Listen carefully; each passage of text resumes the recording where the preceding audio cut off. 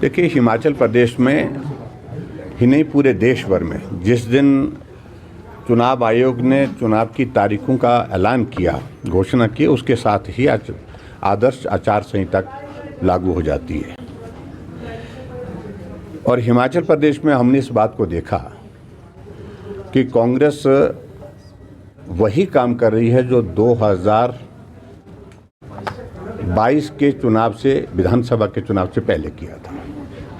उस वक्त भी फॉर्म निकाले गए, 1500 हर महिला को हिमाचल प्रदेश में मिलेगा। 18 से 60 साल की महिलाओं को फॉर्म भरे गए और फॉर्म भरने के बाद महिलाओं को बड़ी संख्या में गुमराह करने में वो कामयाब हुए।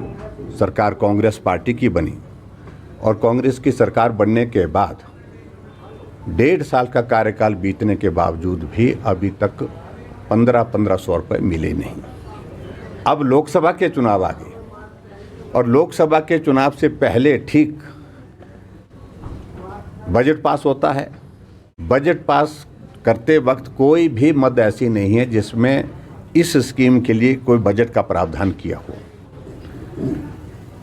बजट पास होने के बाद अचानक मुख्यमंत्री जी घोषणा करते हैं प्रेस कॉन्फ्रेंस करके कि हिमाचल प्रदेश की सभी महिलाओं को 1500 रुपये अप्रैल के महीने से देना हम शुरू कर देंगे।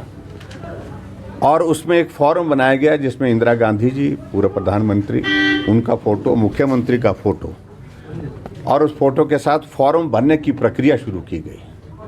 बीडीओ ऑफिस, तहसील वेलफेयर ऑफिस और उसके साथ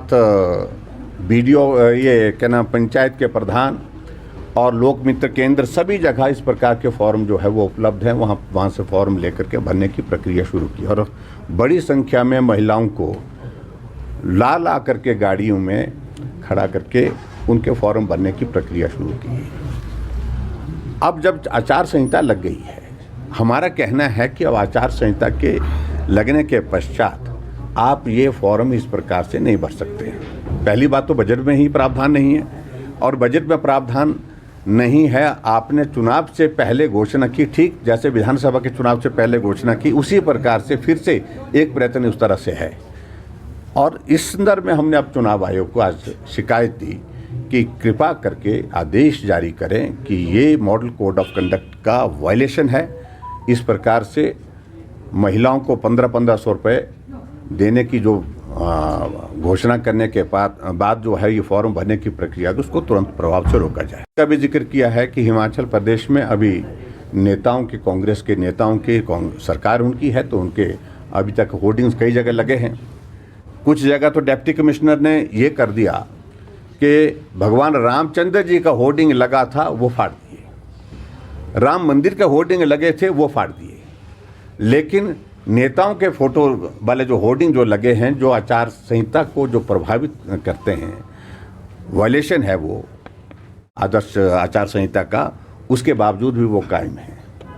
उसके संदर्भ में भी हमने आज अपनी बात कही है कि उसको भी आप, उसके बारे में भी आप संज्ञान लें।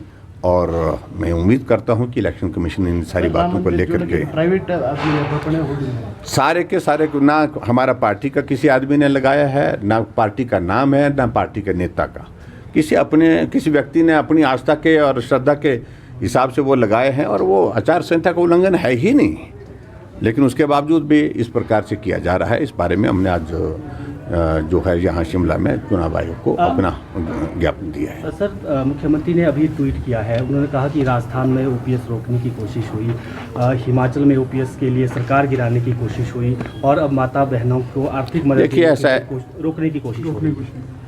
मैं एक ही बात कहना चाह रहा हूँ, मुख्यमंत्री जी अब झूठ बोलना छोड़ दें।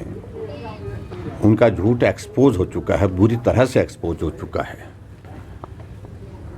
ओपीएस अगर आपने लागू कर दी है, आपकी सरकार है, रोकने के लिए कौन कर रहा है कोशिश? उसमें हमने एक शब्द नहीं बोला आज तक, ना हमारी पार्टी ने बोला।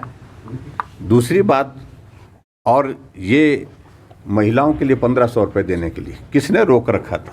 ये ठीक चुनाव के दिनों में ही, चुनाव से पहले। और उनको मालूम है कि पहली किस्त भी हम जारी नहीं कर पाएंगे, इसलिए नहीं जारी कर पाएंगे क्योंकि 1 अप्रैल से पहले कोड ऑफ कंडक्ट आ जाएगा और कोड ऑफ कंडक्ट आ गया। अब जब कोड ऑफ कंडक्ट लागू हो चुका है, कितना मजाक बना रहे हैं हमारी माताओं बहनों का, वो मातृशक्ति का है। गुमराह करके पहले झूठ बोल करके विधानसभा के चुनाव में यही किया, अब लोकसभा के चुनाव में भी वही करने की कोशिश कर रहे हैं। हम इसको एक्सपोज कर रहे हैं, हमारी बात सिर्फ इतनी है।